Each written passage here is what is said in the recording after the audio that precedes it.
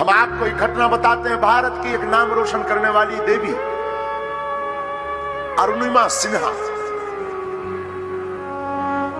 अरुणिमा सिन्हा जिसके पैर नहीं था, एक पैर नकली।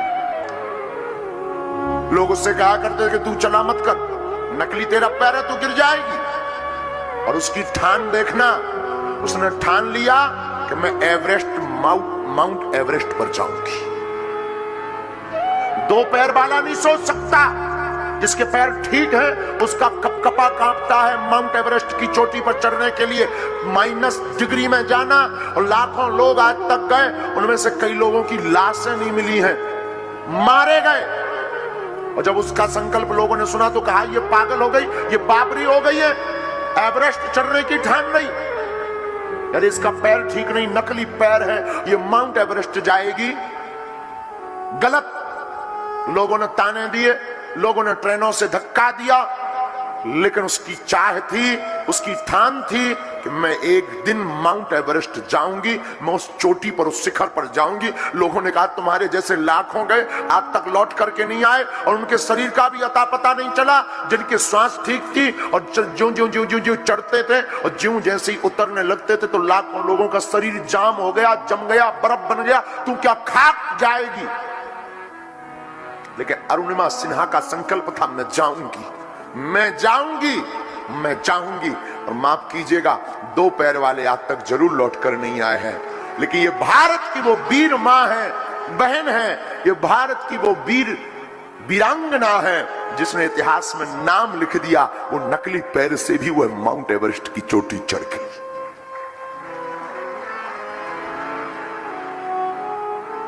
जिंदगी में तुम अगर कुछ बनना चाहते हो तो ये तो तुम आज से सोचना ही बंद कर दो कि तुम कुछ कर नहीं सकते।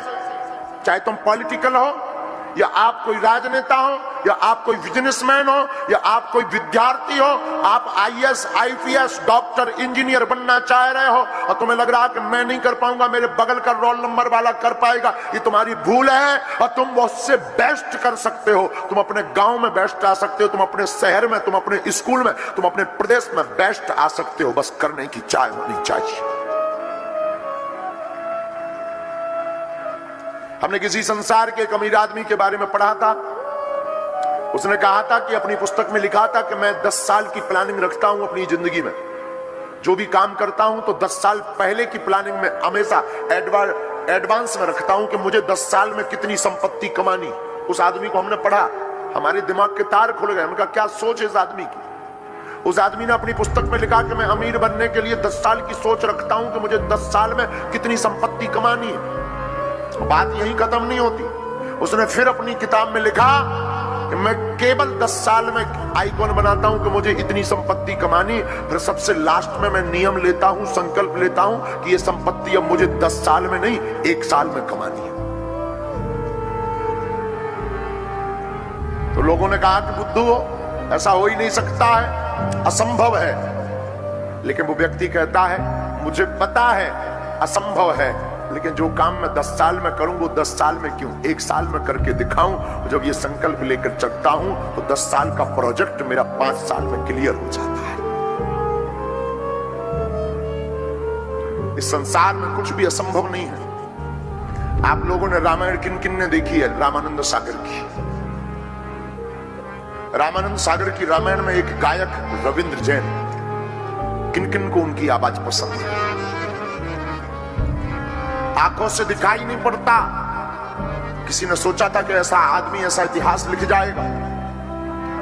आंखों से ना देखने वाले व्यक्ति ने ऐसा इतिहास लिख दिया कि आज रामचरितमानस। एक जमाना था जब रामानंद सागर की रामायण दूरदर्शन पर आया करती थी तो ट्रेनें रुक जाया करती थी।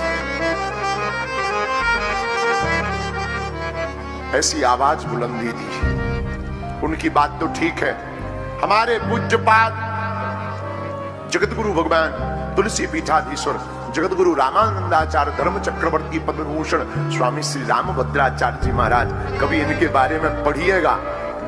नेत्र नहीं है, जन्मांध नेत्र नहीं है, लेकिन क्या आप कभी विचार कर सकते हो कि जिनके नेत्र ना हो, जिनके चक्षु ना हो, तो वो कुछ बोल सके? बोलना तो दूर की बात है। हमारे पूज्यपाद गुरुदेव ने 200 से ज्यादा ग्रंथों की रचना की है।